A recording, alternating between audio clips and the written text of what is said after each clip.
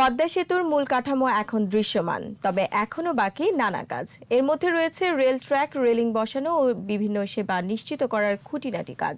সেতু চালু করতে হলে এগুলোর গুরুত্ব অনেক। কর্মকর্তারা বলছে 2022 সালে কোনো এক জাতীয় দিবসে জনসাধারণের জন্য খুলবে স্বপ্নের সেতু। রিপোর্টার মোহাম্মদ নুরুন নবী ছবি তুলেছেন ইয়াকুব লিটন। প্রকৌশলগত ও প্রাকৃতিক জটিলতা ছাড়াও নানান চ্যালেঞ্জে ভরা পদ্মা সেতুর প্রকল্পের বাস্তবায়ন। স্টিল স্ট্রাকচার বসানোর কাজটাতেই ছিল সবচেয়ে বড় চ্যালেঞ্জ।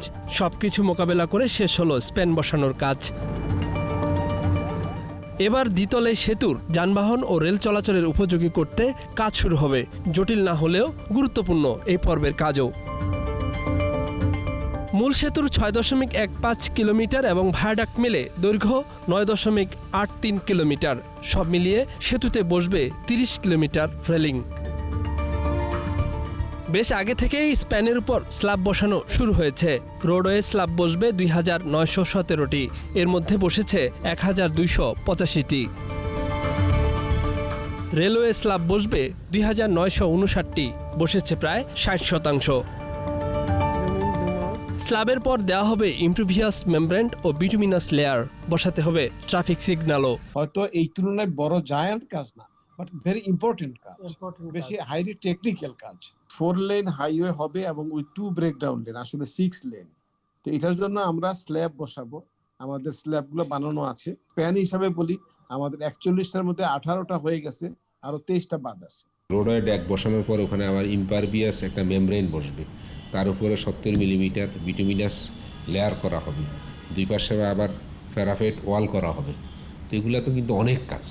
এছাড়াও বসবে বিদ্যুৎ line, gas line, telephone line, street light সহ বিভিন্ন সেবা সংযোগ। উদ্বোধনের কমপক্ষে 6 থেকে 7 মাস আগে মূল সেতুতে শুরু করা হবে রেলওয়ে ট্র্যাক বসানোর কাজ। ডেটের অ্যাটলিস্ট 6 থেকে 7 মাস পূর্বে আমাদেরকে রেল ট্র্যাকের কাজটা শুরু করার সুযোগটা দিতে হবে, যাতে আমরা একই সময়ে আমাদের কাজটা শেষ করতে পারি। চাইলে তো ওভারনাইট করা যায় না সব কাজ। এগুলো তো ধীরস্থিরে 100 বছরের একটা প্রকল্প। এটা অন্য যে কোনো প্রকল্প থেকে এখানে কোয়ালিটি কন্ট্রোল অনেক বেশি হাই। এটার লাইফ হবে 100 বছর, যার জন্য কোয়ালিটি কন্ট্রোল বাংলাদেশের অনেক প্রজেক্টেই এরকম কোয়ালিটি কন্ট্রোল করা হয় না। করোনা মহামারীতে এখনো শতভাগ জনবল দিয়ে কাজ করা যাচ্ছে না বলছেন প্রকল্প সংশ্লিষ্টরা। তারপরও আশা ঠিক সময়ে চালু হবে স্বপ্নের সেতু।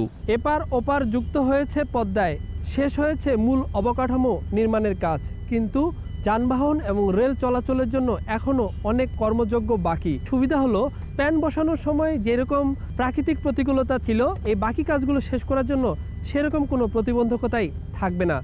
সব কিছু ঠিক থাকলে 2021 সালের ডিসেম্বর নাগাদ এই কাজগুলো শেষ হবে এবং 2022 সালে সুবিধাজনক কোনো সময়ে প্রধানমন্ত্রী শেখ হাসিনা এই সেতুটি জনসাধারণের চলাচলের জন্য উন্মুক্ত করবেন বলে মনে করছেন প্রকল্প সংশ্লিষ্টরা।